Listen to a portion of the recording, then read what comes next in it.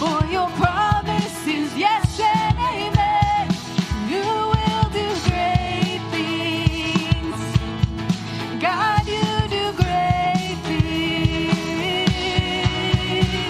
Oh, hero of heaven, you conquer the grave. You free every captive and break every chain. Oh, God, you have done great things. We dance in your freedom, awake and alive. Oh, Jesus, our Savior, your name lifted high. Oh, God, you have done great things.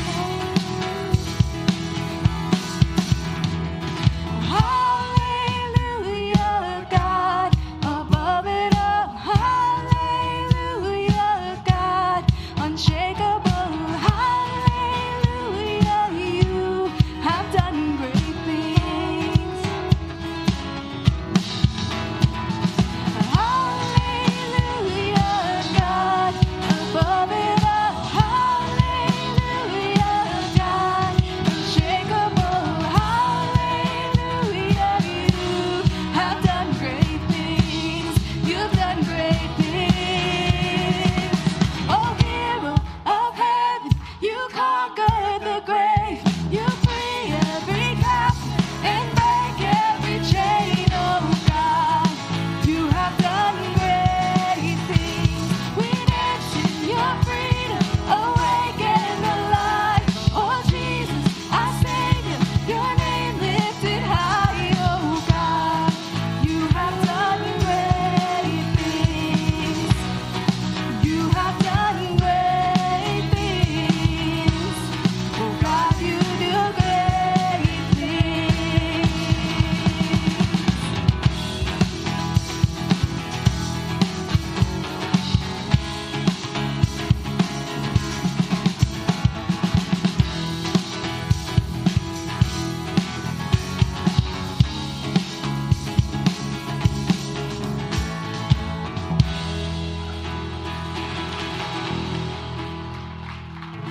Who am I that the highest King would welcome me? I was lost, but he brought me. Oh, his love for me. Oh, his love for me. Who the Son sets free, oh, is free indeed. I'm a child of God. Yes, I am. Free at last, he has ransomed me. His grace was deep. While I was a slave to sin,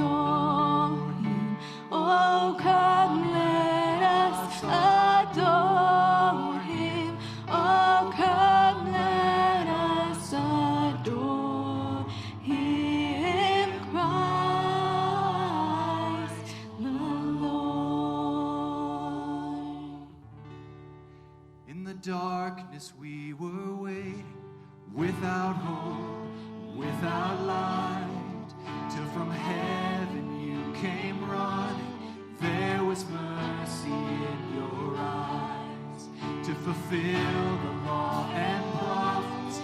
To a virgin came the word, from a throne of endless glory to a cradle in the dirt.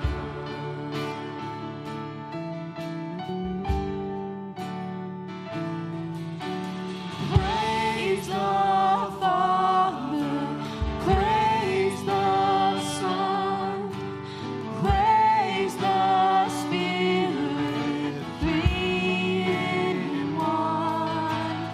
God of glory, majesty,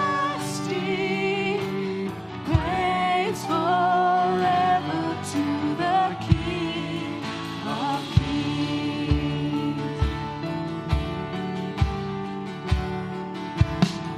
To reveal the kingdom come, and to reconcile the lost, to redeem the whole creation. You did not despise the cross, for even in your suffering, you saw to the other side, knowing this was our salvation. Jesus, for our sake, you died.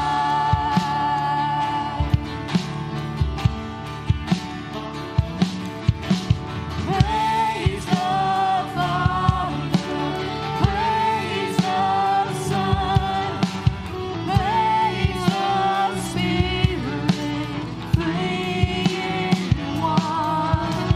God of glory, majesty, praise forever to the King of Kings.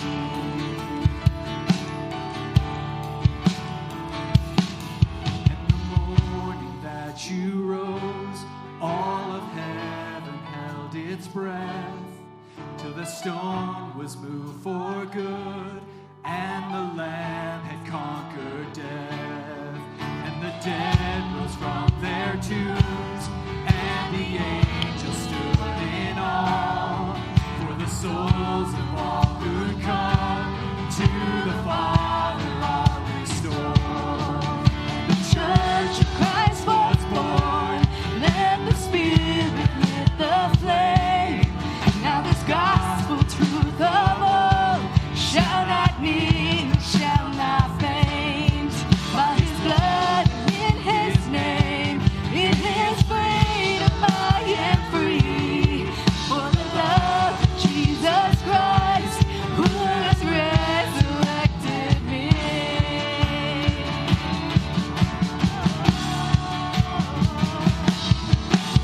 Praise the Father, praise the Son, praise the Spirit, three in one. God of glory, majesty, praise forever to the King of Kings. Praise forever to the King of Kings.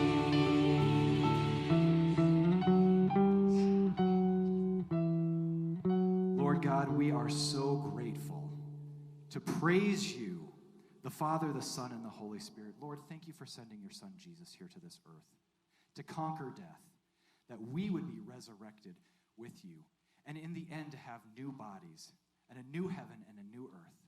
God, we're so grateful as we remember this time as a little baby being born in a manger, that this man, this God-man, would conquer death and give us new life.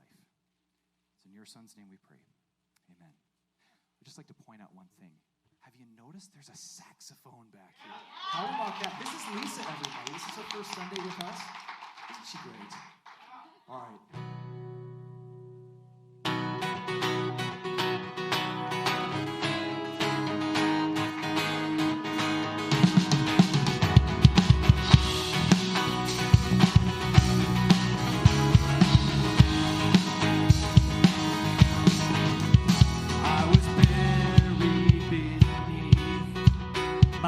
shame.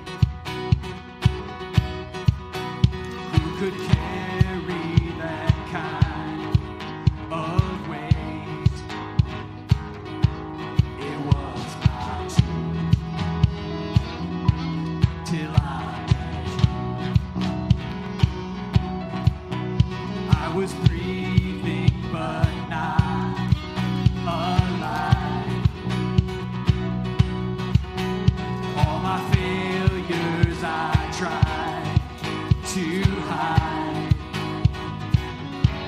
It was not true, Jesus, till I met you.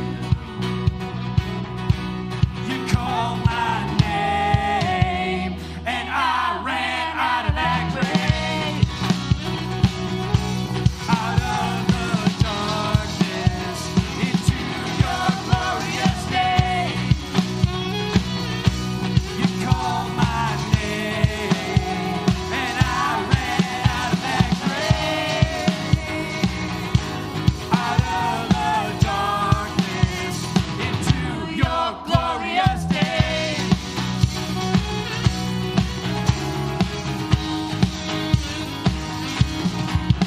Now your mercy has saved my soul.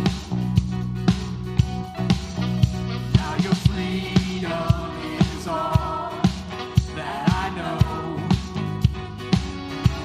The old things do when I met you.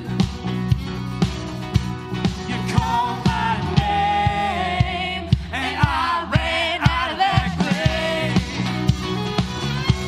out of the darkness into your glorious day. You called my name, and I ran out of that grave, out of the darkness into your glorious day. I needed rescue, my sin was heavy, chains break at the weight of your glory. I needed shelter, I was an orphan, and now you call me a citizen of heaven. When I was broken, you were my healing. Now you covered the air that I'm breathing. I have a future, my eyes are open, 'cause when you call my name, I ran out of that grave, out of the darkness into your glorious day. You called my name, and I ran out of that grave, out of the darkness into your glorious day.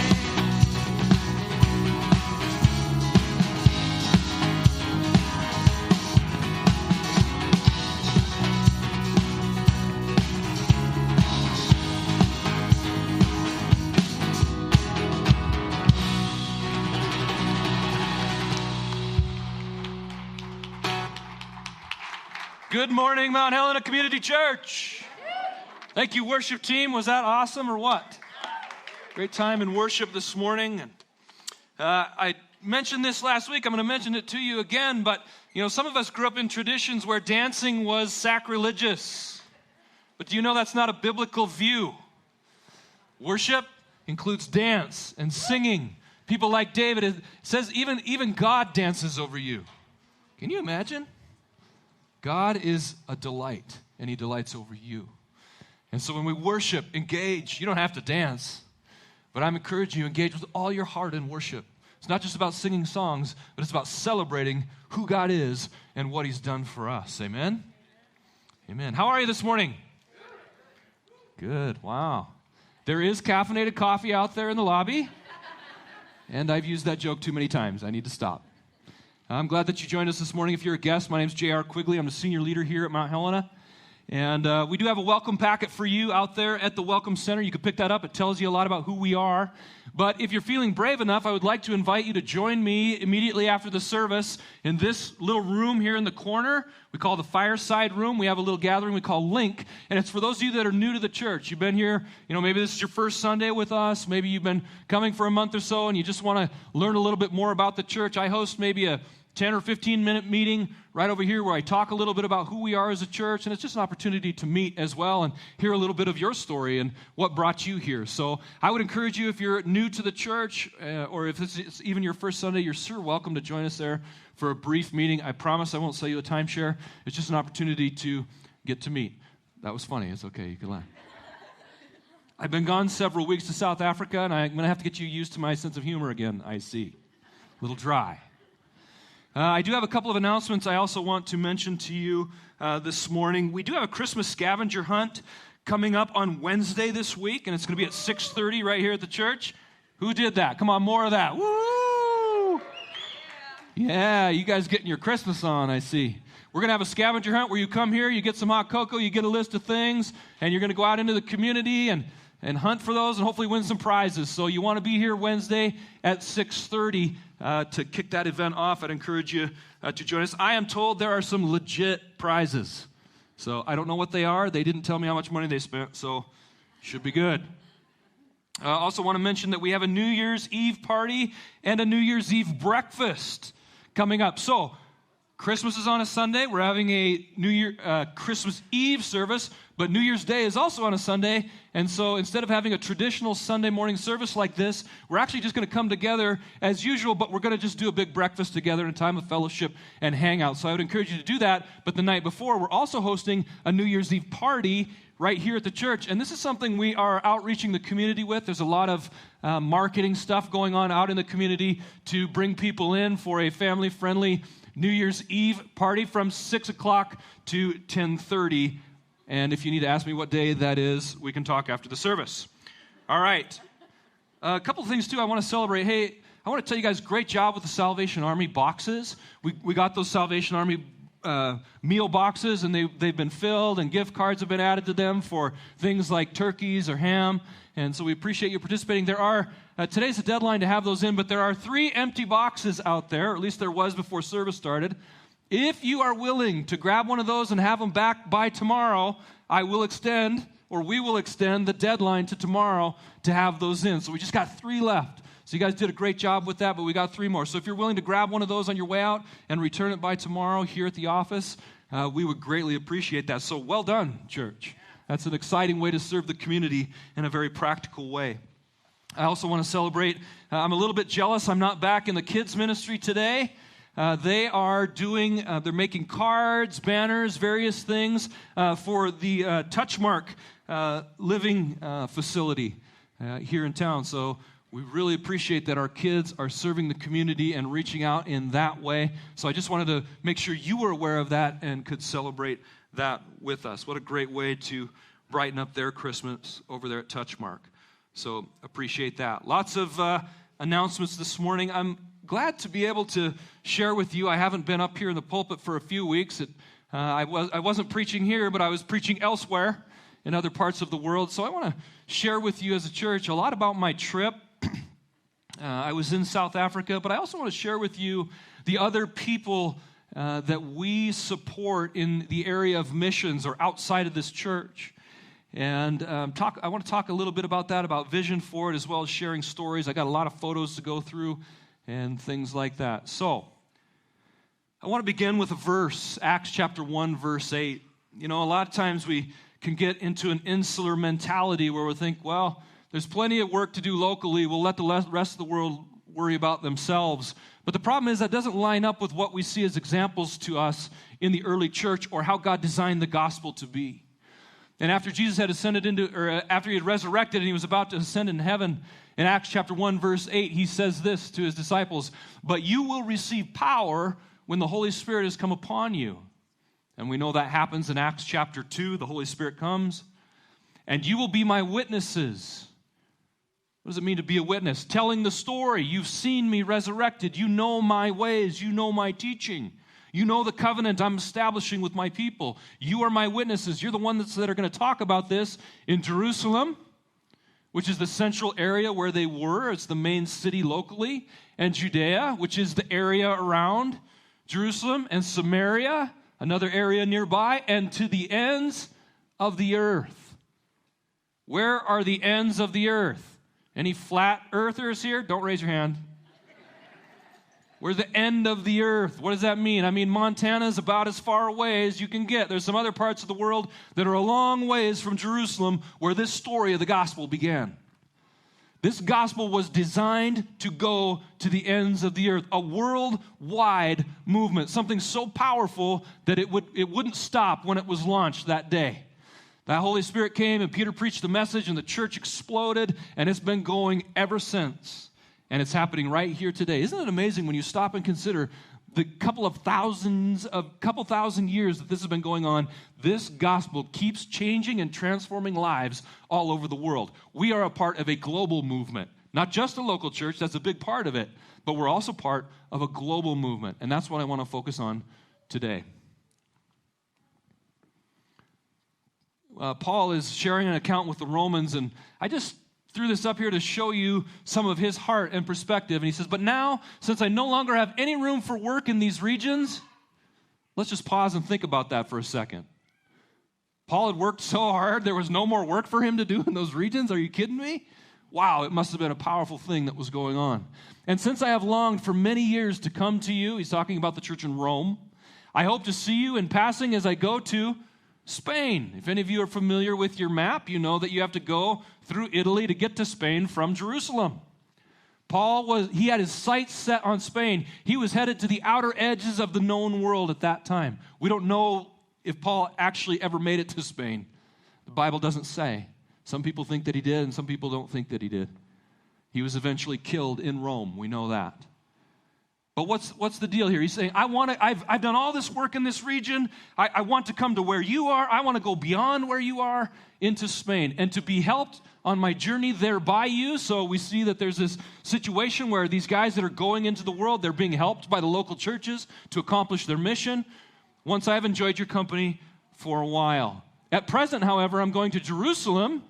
Here's some of his current plans. He's leaving wherever he is at the time. He's heading to Jerusalem. He's bringing aid to the saints. For Macedonia and Achaia have been pleased to make some contribution for the poor among the saints at Jerusalem. So what do we see going on in the church world at the time? The church has exploded. It's just a few decades later. There are churches in all of these places. Paul's interacting with them. He's taking an offering that's been taken in two areas, and he's taking those resources back to Jerusalem because apparently there's some poor people in Jerusalem that need some aid. Meanwhile, he's planning on going to Rome, and then he's planning on going beyond Rome. I say all of this to show you that the Scripture shows us that we are to not only have a heart for our local mission, but a heart for our global mission. You are part of a worldwide movement and a worldwide family. And so we as a church want to participate in that at every level. So what was I doing? This was my fourth trip to South Africa, and I'm going to talk to you about 4 different individuals or groups today that we support as a church. People that we sow into financially, people that we sow into in terms of time, gifting, every resource we want to sow into. And I want to begin with the group that I was recently spending time with in South Africa, which is the Issachar Alliance, or just Issachar, we would call them. There's a Bible verse that talks about the sons of Issachar who were with David, and they knew the signs of the times. And they were there to help David's mission along. But you got several different colored X's up here, and I will refer back to this map several times for those of you that are nerds like me and like to understand where on the map we are. You'll see those 2 red X's in eastern South Africa. That's where I was this time. The northern part of South Africa, or the northern X that I was at was Pietermaritzburg, or several communities near there. Hilton, more specifically, but it's a smaller suburb. And I was spending time with Paul Simpson and his wife Shannon. Paul was here last December. Paul is like 6.5 feet tall, giant cricket player, very friendly guy. And I've known Paul for probably about 7 years now. I met him in the town of Clarence, which I will explain to you a little bit later, while I was over in South Africa for a conference. And Paul was working into some of the same areas we had been working into, and so I was fascinated with what he was doing. We began to build a friendship, and we've been building a friendship ever since. And we sow significantly into Paul and Shannon's ministry, Issachar. They planted it, they lead it. And they also plant churches, and I'll explain more of that as we go. But that's Paul and his wife, Shannon. They have 4 children. Kizia is the oldest girl there on the left. Aaron in the lower right is their son, and then Caleb is their youngest son. And then they have their adopted daughter, Kara, who was super cute. She was very friendly and just blends right in, fighting with her older brothers, just like an all-American family would. It was great. I really enjoyed these guys. I also spent time with Paul's team. Paul has a team of leaders. There's 4 of them specifically that lead Issachar. And this is Colin. Some of you may know Colin that have traveled in the past or been to other Regions Beyond events. Colin was part of Regions Beyond, and he planted a church in Bloemfontein, South Africa, and then he and his wife Pam left that, and they joined Paul where he is. He's kind of a theological guy. He writes a lot of teaching and training material, some of which that I've received copies of, and I stayed several days in Colin and Pam's home, going over some of that material, just talking life and hearing their story and things like that. So they're one of the couples that's on Paul and Shannon's team. From the UK originally, but have lived in South Africa for probably 5 years or so now. This is Gareth and Nikki Uthzusen. Try saying that. I actually asked Gareth, I said, Gareth, tell me how to properly pronounce your name. He said, no, I'm not even going to try. Just say whatever you sound it out as, just say it confidently and it'll be fine. So I just call it, how about just Uth, O-T-H. Gareth and Nikki are natives of South Africa. They're from Cape Town. But those of you that know Steve Oliver, Gareth took over the church in Clarence for Steve many, many years ago now. I can't remember how many. And he led that church for a long time. And then he joined Paul in his mission with Issachar. And so he's there with Paul and Colin. And he's kind of an administratively minded guy. He's got a real heart for the poor. He works into a lot of the local poor areas. And I was able to join him in that. He and I had lots of good conversation about some of their resourcing, their business development opportunities, and things like that. And Gareth and Nikki have the 3 boys. So really enjoyed getting to know them and had met them in the past. Now I wanted to show you on this map where that little green X is. There's a little landlocked nation called Lesotho, is how you say that. And on the northern border where that green X is the town of Clarence. Some of you have been there. We've had missions teams that have gone over and stopped by there on their way further south. So we'll come back to that. But that's where Gareth was a pastor, and it's where our first connection with South Africa took place, was in Clarence. So just so I have some frame of reference there. This is Leon and his wife and 2 children. And what's special about Leon is, in South Africa, they have basically 3 categories of races, and I'm going to use the words they use, okay? So if you're PC police, you're not going to like me, but here it is, okay? You've got white, and you've got colored, and you've got black, and that's how they refer to it. And now they have a significantly growing Indian population as well. And what it means to be colored is it means you're mixed race. So Leon is mixed race, possibly even some Indian, and they're an entirely different culture in and of themselves. To the whites, they're not white. To the blacks, they're not black. They're in the middle. They have very unique culture in the way that they operate. And I went and stayed with Leon. He leads the church in a town called, I just lost it. Not Hilton, but Harding. Thank you very much. Harding is a church that Paul had planted. Paul and Leon have been best friends for many, many years. Leon took over that church. That's where he lives today. I went down to their house and stayed with them. And their daughter there on the right, LaChandre is her name. She just got her visa and is possibly coming to the United States at some point this next year. And we've talked about having her in Montana for a month or so while she's here doing some internship type stuff here in Montana, but significantly with a church in Colorado that we've just begun establishing a relationship with called Brave, who I went and visited a year or so ago. But Leon is one of those 4 main leaders. So you've got Paul, Colin, Gareth, and Leon. Now, Leon will be coming over here too. Leon, my hope is that Leon will be standing in this pulpit sometime in the next 6 months to a year. And so we've been working on that. Leon's got a very evangelistic gift and a lot of faith for healing. And so that's kind of how he ministers to the group. So there you go. That's the 4 leaders I really was spending my time with. Now, I want to explain, this was one of the most productive trips I've ever had. And for me, I'm going to try and share some of our vision or thinking about missions. I think we often have the tendency to think of missions as something you do once in your life, and you go there and you help build something for the poor, or you hand out some money, and maybe you do a little outreach for a church or something like that, and that's fine. That is the pattern most of us have been in most of our lives. But what I really want to see and foster at Mount Helena Community Church is a thinking that goes beyond that. A thinking that says, I want to save my money where every other year I'm going somewhere. I'm going to build long-term relationships. I'm going to make a real investment over time. I'm going to become a part of their culture, not necessarily pushing mine into their context, things like that.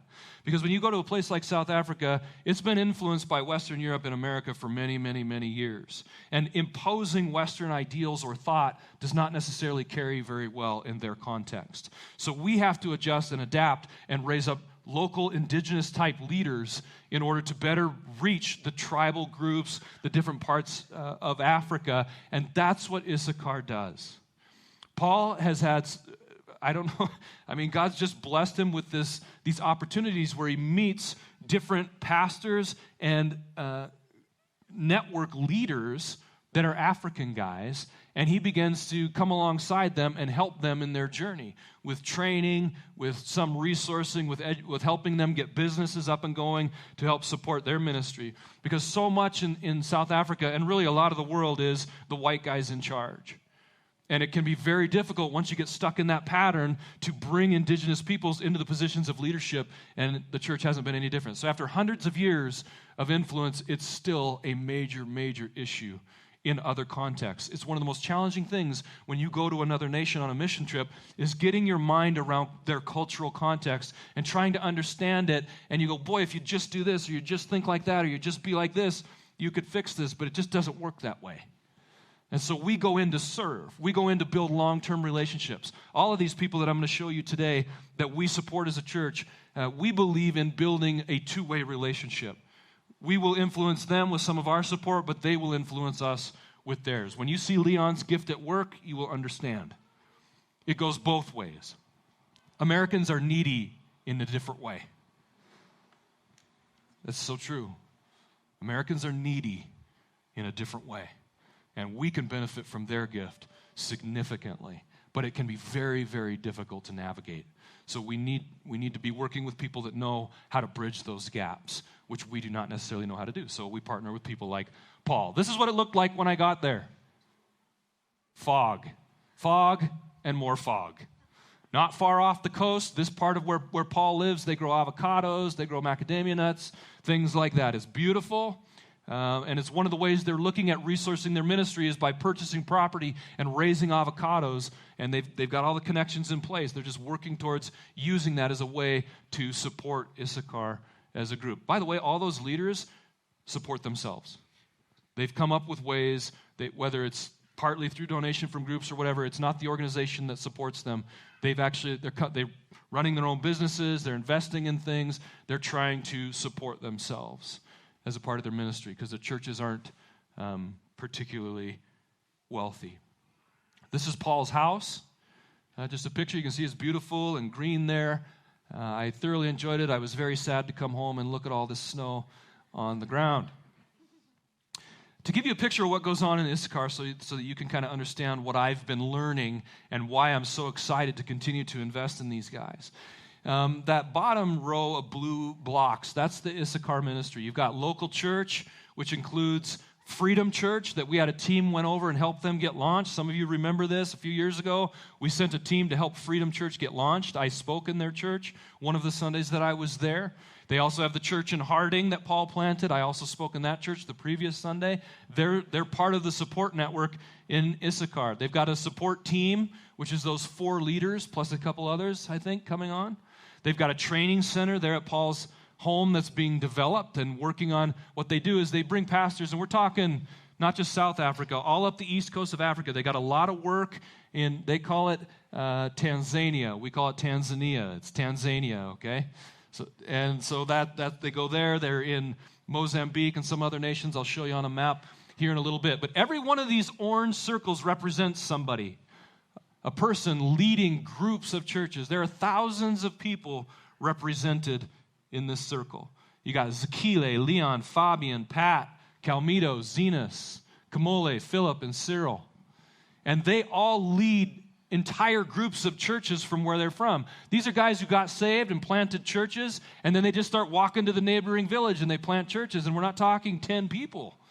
Some of them are that, but there are other churches up to 100, 200 people. And these guys are overseeing that, and then Paul comes behind these African guys to support them in what they're doing, because they're so much better in their context of reaching people and making disciples in that way. So they built relationship with these guys over the years. You will notice there's Zenas from Pakistan. Guess who can't get into Pakistan? I can't, but Paul can. And if I did get into Pakistan, I'm not sure I'd come home. It's not safe. In fact, Jani and I had a missionary friend randomly stop by our house a few months ago. She had been in Pakistan. When bin Laden was assassinated, they got thrown out. Their persecution broke out. She had to flee the nation into a neighboring nation. But Paul has access there. And the stories that each one of these guys represent, some of these I have met, others I have not. You got Zanzibar, little island off the east coast of Africa, and Dar es Salaam. They've got churches planted there. They're getting going. They're training these guys. It's very, very exciting, the growth. They have business development. What they're trying to do is because in the African way, there's just not a lot of money, and people don't give a lot towards things. And so a guy that pastors a church or a group of churches still can't support himself off of the tithes and offerings of that. They're just not there. And so one thing that we can do to help is help these guys develop kind of business mindset and how to invest money and things like that. Because when you grow up in an extremely impoverished situation, if they have money that day, they spend it because they might not have it tomorrow. And so thinking ahead and planning for down the road and making investments that will make money is very challenging for them. When you grow up not eating some days, it's hard to get your mind around saving money for something, and those kind of things. And it just has to do with the culture they grew up in. So they're working with them, whether it be farming, whether it be raising some livestock, whether it be, for some reason, little rentals. And when I say rental, I'm talking smaller than my backyard shed. Okay, but people will rent them out as a room, and so they make income off of those kind of things. I saw in the villages where they're super poor, they'll do things like you can go to Costco and you can get a great big container of little bags of chips. Well, they'll buy a thing like that and they'll bring it to their village and they'll try and sell those chips for a tiny bit of profit to the kids.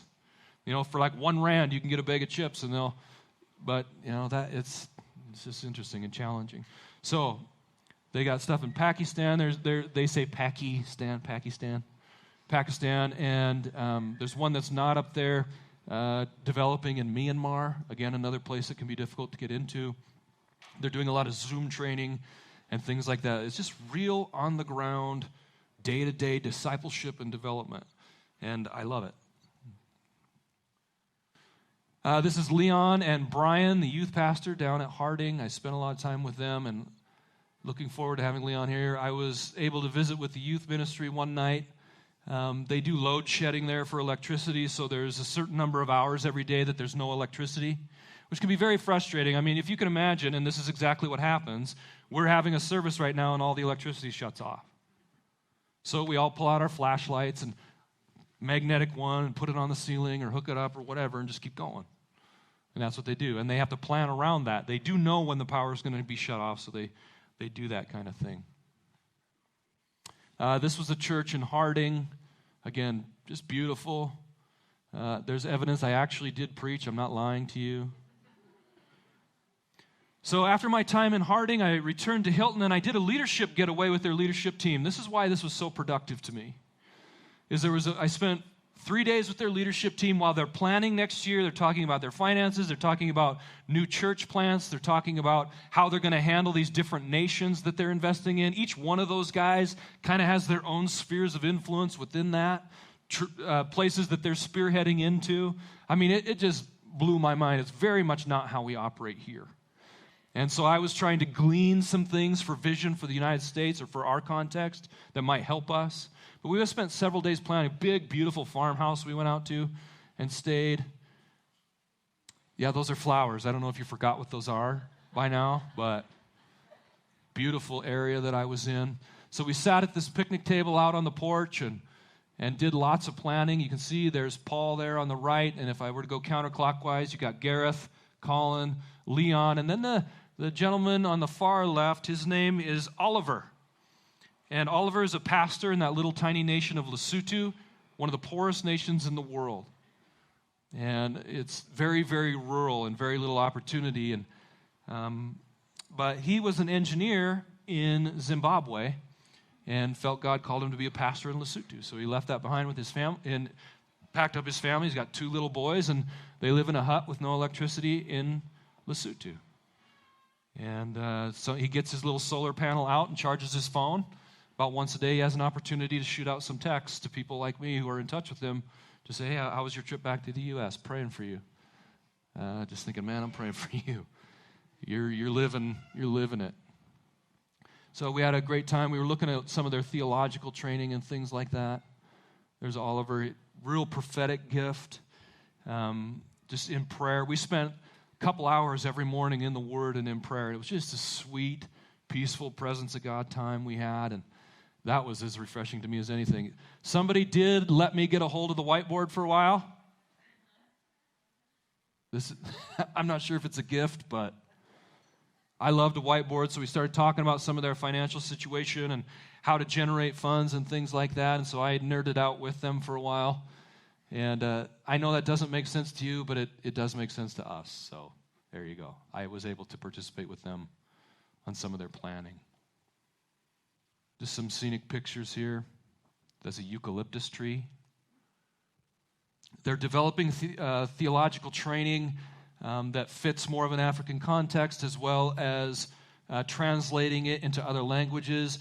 Portuguese, believe it or not, is a big language up the east coast of Africa. Here's 4 guys, 4 families, just putting their connections into action, and they're changing Africa. You know, there's a lot of people being influenced, and I can get behind that. One of the things we think of philosophically as elders and leaders of the church is that there are hundreds, thousands of people and organizations that do good work that we could sow into.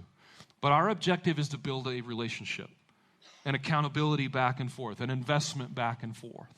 So there's lots of things to sow into, but these ones where we can really develop relationally are where we go. This is they didn't do a very good job of coloring out this guy's face, did they? But this is in Pakistan. In Pakistan, you can be killed for being a Christian. In fact, Zenas' uncle was beaten to death with a hammer for being a Christian pastor. And he and his brother, his dad's still alive. His dad, 7 days a week, traveling around on a bicycle to dozens of churches. They had very little connection with the outside world. You know, you get saved and you have a certain amount of information or a Bible or things like that. And, you know, I think it was Christianity Today. I can't remember who came out with a study recently said the fastest growing church in the world is in Iran. Can you believe that? Why? Because there's people out there like this that get radically saved and God changes their world and they're willing to risk their lives to teach others about it. And so they just kind of sneak around. It's not entirely illegal to be a Christian in Pakistan, but there's a lot of persecution and things like that. Paul and Leon were able to go into Pakistan and reach out to these guys. I want to mention something else, too. How many of you have ever received an email that says you're a Nigerian prince or princess? If you just send me $1,000, we'll send you your money. Anybody know what I'm talking about? Okay, y'all know what I'm talking about. Well, that's very real in the African context. There's a lot of... you could say that it's easy to get people saved. Actually, what it is, it's easy to get Africans to raise their hand. So you can have a meeting and everybody in the room will get saved. But it's the actual substance of that is much more difficult to get to. And what ends up happening is they end up developing these quasi-Christian mixed with some of their old witchcraft stuff into these really mixed up religions. So they'll still sacrifice cows to their ancestors and go to church on Sunday just to cover all their bases. So there's a lot of idolatry and weirdness that begins to work its way into their religion, but there's also a lot of scam. Guys that do become pastors, because they really latched on to the Pentecostal movement and really elevated the pastor. The pastor's like a really, really big deal. They do suit and ties. I mean, they may not have electricity, they'll have a suit and tie, some of these groups. And what ends up happening is they kind of turn into charlatans. They really start scamming people for money, and Americans are terribly vulnerable to that. And this is a little bit harsh, what I'm going to say, but they joke that if you send an American a picture of a starving kid with a fly on his face, they're going to get money. And it's become almost like a cynicism for them. So we have to be very careful of our tendencies as Americans that we're totally unaware of going into these other contexts. So we have to be very careful about what we get involved with, and so does Paul. If he's connecting to all these African pastors, and there's probably more that they've had to leave behind than there is shown on there because of that. Because these guys are really just looking for money and to build their little financial empire rather than actual gospel-centered discipleship. And so they face that challenge every single day. And you may not know this, but as a church, I get emails all the time from guys that will find my email on Facebook, on our website, and will email me, and I'll send it to people like Paul and say, do you know this guy? And 99% of the time, it's scam. But every once in a while, there are real things, real connections that can happen. I think of Brandon Freitas. Brandon, are you in here? Brandon and Lee, they got a connection through their old church, to a guy in Malawi, and he reached back and contacted them, and we start, flushing that situation out. We put him in contact with Issachar. They're really excited to be connected with Davy Zunda, by the way. I don't think I got to tell you that yet, Brandon, but Leon was jacked about Davy and his heart and his attitude and those kind of things. And so we're really excited about how that happens. But that's what happened in this situation. These guys in Pakistan start looking around. They don't know who to reach out to in the world. They ended up contacting Paul. I just think it's Paul's gift. He's just like a magnet for this kind of stuff. And they think it's a scam from somebody in Pakistan, but they go ahead and follow back with it anyway. It's not a scam. This is a person that really needed help and training and friendship. And so that's developing. I'm spending way too long talking. Our friend Clem has been invested in the situation in South Africa. Brian Acey, our former pastor, they both travel there at least annually to encourage Paul and to help them with some of their trainings and things like that. I was there over Thanksgiving, so they decided that they wanted to do Thanksgiving. And so they made a turkey, and I had to carve it. They weren't sure about what they were doing. But I told them all about Thanksgiving, and they put together all kinds of stuff in their own local way, and we had an awesome Thanksgiving dinner. They loved it. They think they're going to keep it going as a tradition. It was so good. Just again, a beautiful scene in Paul's yard that I saw. This is a waterfall at Howick. It's right outside of town. There's townships and stuff around the edges of this. This is the church in Hilton where I preached the second Sunday I was there. Again, evidence, I really was working. If you wanted to learn more about Issachar, you guys, please ask me. We have designated funds for these guys and for some of these others that I'm going to show you. We support them out of our general fund as a church. When you give the tithes and offerings, we have money that is budgeted that goes to these things that we send. But we also encourage to, above and beyond your giving to the church, that you give towards these things. That money then goes directly to them from us. We have contacts with them with our banks. We've set all this stuff up where we can send money over easily. Or more than that, if you want to just have conversation about that, or maybe you're interested in going in the future, please ask me about that. But you can go to the Issachar Alliance on Facebook. I have an informational PDF that I can get in your hands that shows all of these leaders and their context and what they're doing, how Issachar is structured, and things like that.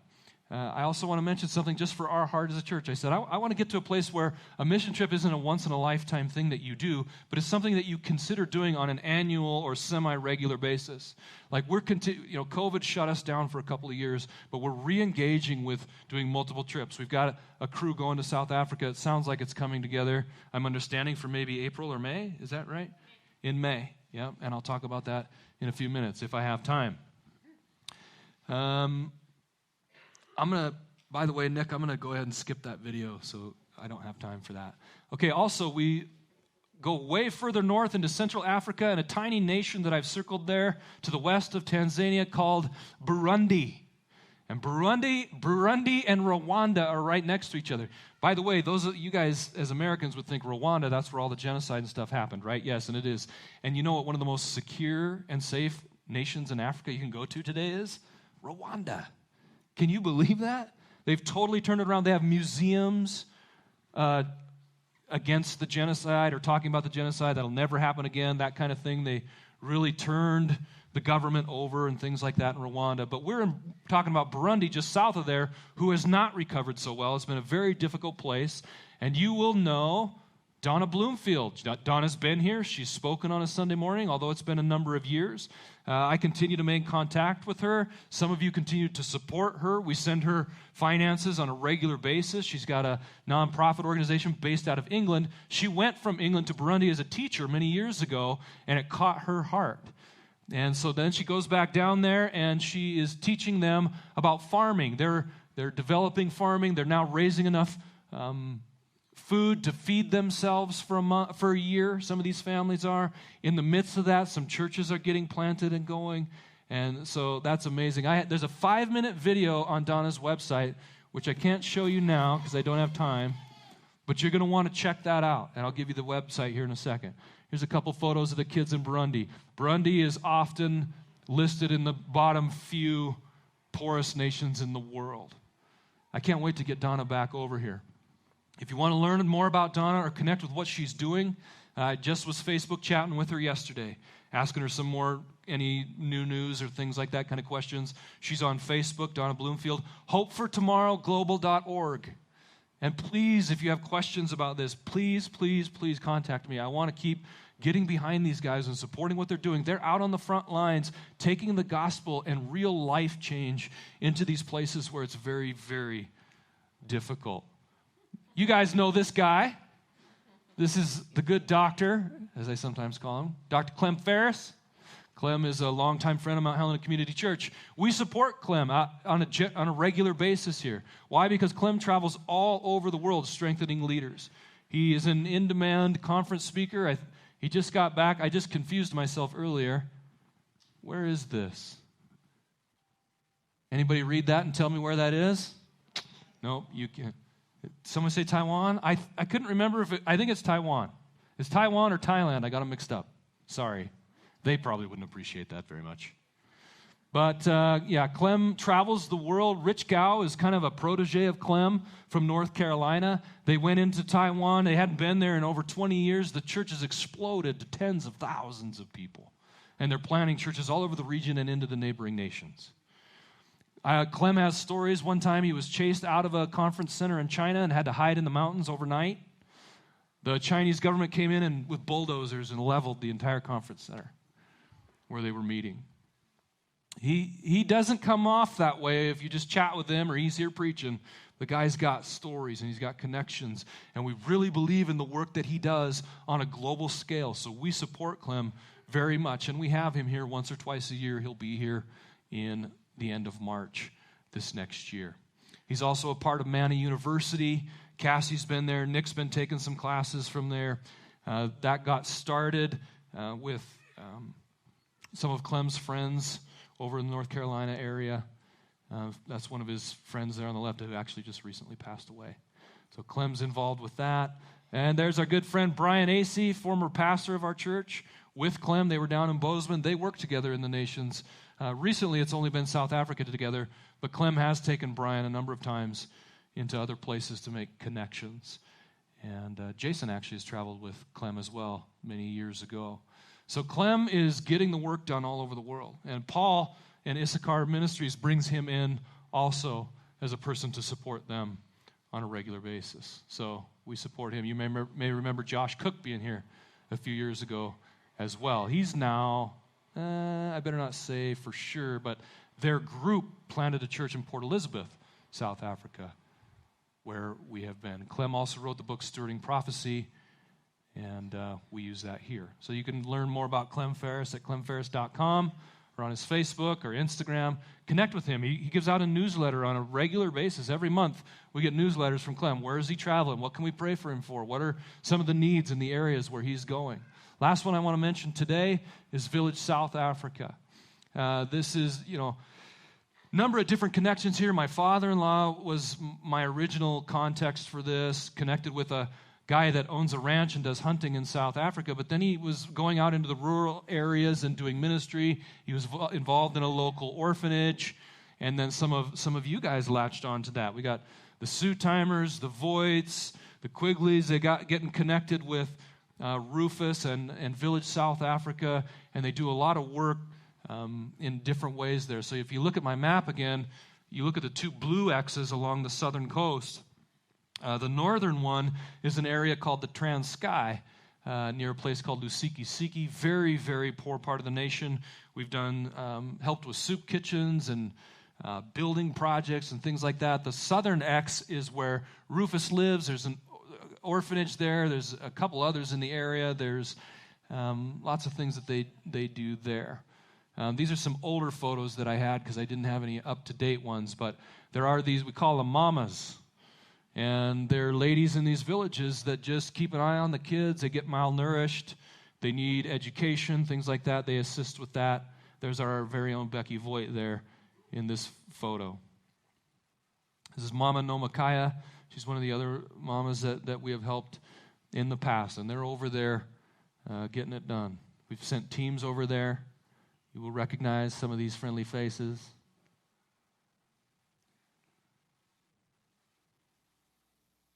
How about you paint that on your house? It's interesting. There's the Canny Brothers doing some construction. Here's a photo from the orphanage. Here's a picture of Rufus's place from a distance, where the hunters come and learn about ministry opportunities as well as hunting. We've worked on construction projects there. There's lots of information available, villagesouthafrica.com. I spelled that wrong. You're going to want to check that. jjhaven.org.za, huntessay.com, Hunt Essay on Facebook, Village South Africa on Facebook. We can get all this information to you if you are interested. I became a servant of this gospel. This is what we're called to, like Paul, to serve this gospel, this mission. Church isn't just a club that you attend a meeting on a Sunday and sing some songs and listen to J.R. yell at you for a while. It's a mission that we're on.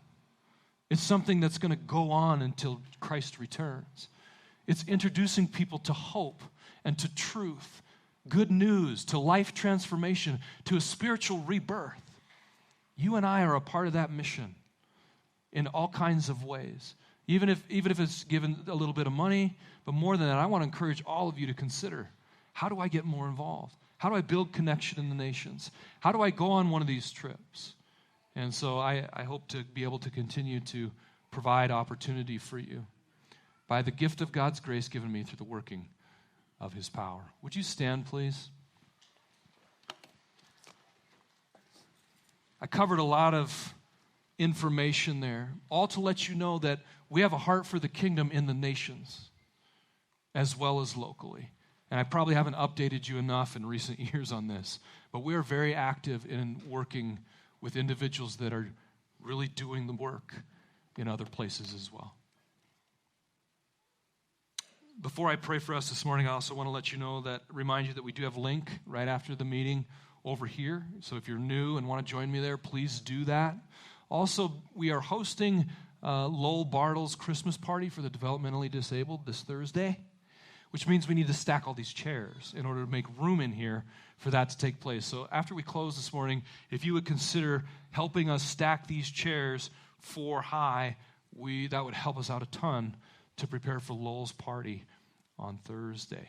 I also have to mention, if you want to volunteer to help us with the New Year's Eve party, there's going to be a meeting in the blue room, literally blue, right out in the corner here, right before you go out the south doors on the right. You'll see it there. It's painted blue inside at 11:15. So if you're interested in helping us with that, we could use some volunteers to kick off a great New Year's Eve party for our community.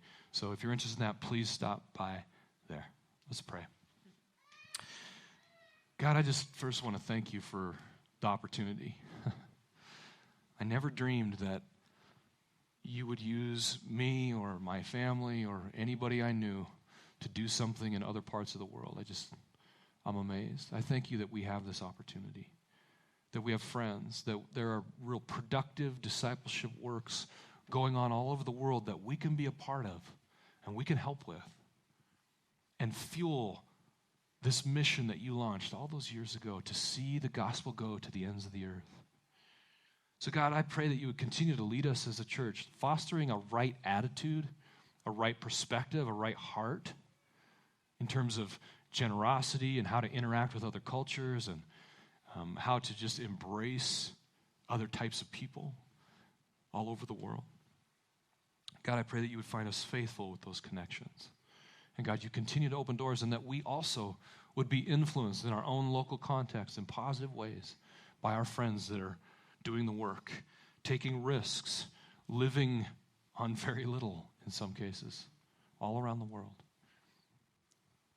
God, I thank you that we're part of such a big and awesome family that you are creating. So continue to stir our hearts. Lead each one today as they leave here today. God, in the power of your Spirit, Lord, your word says that we have your mind. Lord, I pray that you would be just filling people with your Spirit and understanding your ways and drawing close to you and listening for your voice leading our hearts as we go about our day-to-day lives. In Jesus' name, amen. Amen. Thank you very much, everyone. We'll see you back here next Sunday. Have a great week.